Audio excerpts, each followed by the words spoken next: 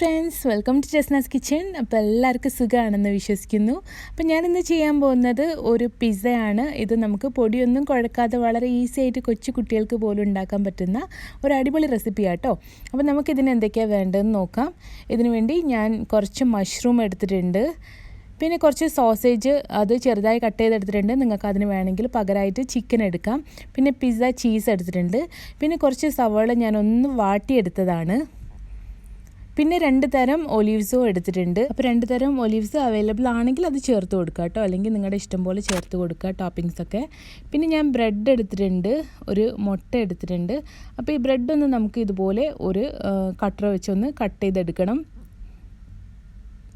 അപ്പോൾ ഞാനിത് പെട്ടെന്നൊന്ന് റൗണ്ട് ഷേപ്പ് കിട്ടാൻ വേണ്ടിയിട്ട് ഞാൻ ഈ ചിരട്ടപ്പുട്ടിൻ്റെ കുറ്റിയാണ് എടുത്ത് കട്ട് ചെയ്യുന്നത്. അപ്പോൾ ഇതാകുമ്പോൾ നല്ല വലുപ്പത്തിൽ തന്നെ കിട്ടും. അപ്പോൾ ഇതാ നല്ല കട്ടിയിൽ ബ്രെഡൊക്കെ ഇങ്ങനെ ഇതുപോലെ കട്ട് ചെയ്തെടുത്തിട്ടുണ്ട്. അപ്പോൾ ഇതുപോലെ വലിയൊരു മൂടിയോ എന്തെങ്കിലും ഇതുപോലെ കട്ട് ചെയ്യാൻ എടുക്കുക. അപ്പോൾ നിങ്ങൾക്ക് ഒരുപാട് ഭാഗമൊന്നും വേസ്റ്റായി പോവില്ല. അപ്പോൾ ഞാൻ ബാക്കിയുള്ള ബ്രെഡും ഇതുപോലെ കട്ട് ചെയ്തെടുത്തിട്ടുണ്ട്. ഇനി ഞാൻ ഇതാ ഒരു പാത്രത്തിലേക്ക് ഒരു മുട്ട പൊട്ടിച്ചൊഴിക്കുകയാണ്. ഇതിലേക്ക് നമുക്ക് ആവശ്യത്തിനുള്ള ഉപ്പ് ചേർത്ത് കൊടുക്കാം. നമുക്ക് കുറച്ച് പാലും കൂടി ഇതിലേക്ക് ചേർത്ത് കൊടുക്കാം. ഒരു ടേബിൾ സ്പൂൺ അളവിൽ പാൽ ചേർത്ത് കൊടുത്താൽ മതി. അപ്പോൾ ഇതൊന്ന് നന്നായിട്ട് ബീറ്റ് ചെയ്ത് കൊടുക്കുക. ഈ മുട്ട നിങ്ങൾ ബ്രെഡിൻ്റെ സ്ലൈസ് എത്ര എടുക്കുന്ന അതിനനുസരിച്ച് ചേർത്ത് കൊടുക്കുക കേട്ടോ. അപ്പോൾ ഞാനിവിടെ ഒരു മുട്ട കൂടെ ചേർത്ത് കൊടുത്തിട്ടുണ്ട്. നന്നായിട്ടൊന്ന് ബീറ്റ് ചെയ്ത് കൊടുക്കുക. ഇതിൻ്റെ ആ കട്ടിയൊന്നും ഇല്ലാതെ നല്ല ലൂസായിട്ടിരിക്കണം.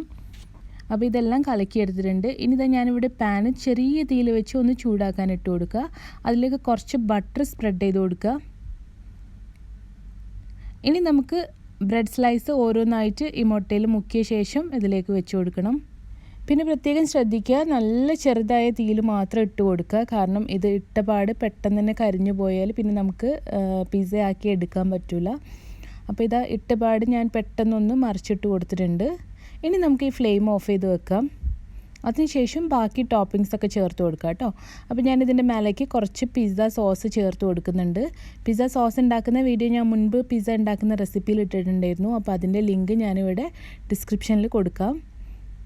അപ്പോൾ ഇത് നന്നായിട്ടൊന്ന് സ്പ്രെഡ് ചെയ്ത് കൊടുക്കുക.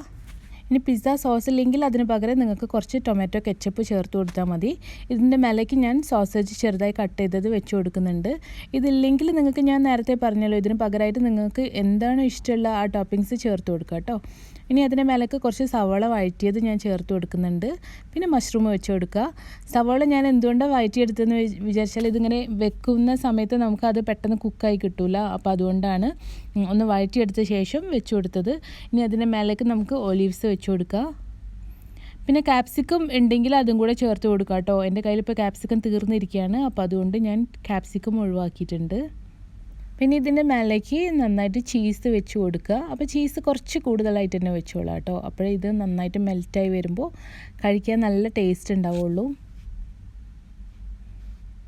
അപ്പോൾ ഈ ടോപ്പിങ്സ് എല്ലാം വെച്ച് കഴിഞ്ഞിട്ടുണ്ട്. ഇപ്പോൾ ഇനി ഒന്ന് ചെറിയ തീയിലിട്ട് ഒന്ന് കുക്ക് ചെയ്തെടുക്കുക. അടിഭാഗം ഒന്ന് കളറ് മാറി വരുന്നത് വരെ മാത്രം കുക്ക് ചെയ്താൽ മതി. അപ്പോൾ ഒന്ന് അടച്ച് വെച്ച് കുക്ക് ചെയ്യുകയാണെങ്കിൽ ഈ ചീസൊക്കെ നന്നായിട്ട് മെൽറ്റായി വന്നോളും. അപ്പോൾ നമ്മുടെ ചീസൊക്കെ ഇവിടെ മെൽറ്റായി വന്നിട്ടുണ്ട്. നമ്മുടെ പിസ്സ ഇവിടെ റെഡിയായി വന്നിട്ടുണ്ട് കേട്ടോ. അപ്പോൾ ഇത് കൊച്ചു കുട്ടികൾക്ക് പോലും ചെയ്യാൻ പറ്റുന്ന ഒരു അടിപൊളി റെസിപ്പിയാണ്. അപ്പോൾ ഇതിൻ്റെ അടിഭാഗം ഞാനൊന്ന് കാണിച്ചു തരാം. ഈ ഒരു പാകത്തിന് വന്നാൽ മതി കേട്ടോ. ഒരുപാട് നേരമൊന്നും കത്തിച്ച് കൊടുക്കരുത് തീ.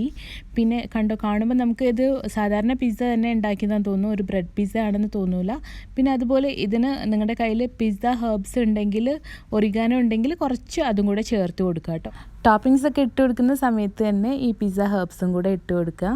അപ്പോൾ നമ്മുടെ പിസ്സ ഇവിടെ റെഡി ആയിട്ടുണ്ട് കേട്ടോ. അപ്പോൾ ഇത് കഴിക്കാനും നല്ല ടേസ്റ്റ് ഉണ്ടായിരുന്നു, അതുപോലെ തന്നെ കാണാനും നല്ല ഭംഗിയാണ്. അപ്പോൾ നിങ്ങളും തീർച്ചയായിട്ടും ഇതുപോലെ ഒന്ന് ഉണ്ടാക്കി നോക്കുക. എന്നിട്ട് നിങ്ങളുടെ ഫീഡ്ബാക്ക്സ് കൂടെ എന്നെ അറിയിക്കാൻ മറക്കരുത്. അപ്പോൾ കുട്ടികളുള്ളവരാണെങ്കിൽ കുട്ടികളെ കൊണ്ട് ഇതൊക്കെ ഉണ്ടാക്കിച്ച് നോക്കുക കേട്ടോ.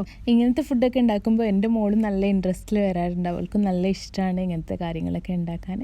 അപ്പോൾ ഇനി പുതിയൊരു വീഡിയോ ആയിട്ട് വീണ്ടും കാണാം. അതുവരേക്കും bye bye. Thank you for watching Jasna's kitchen.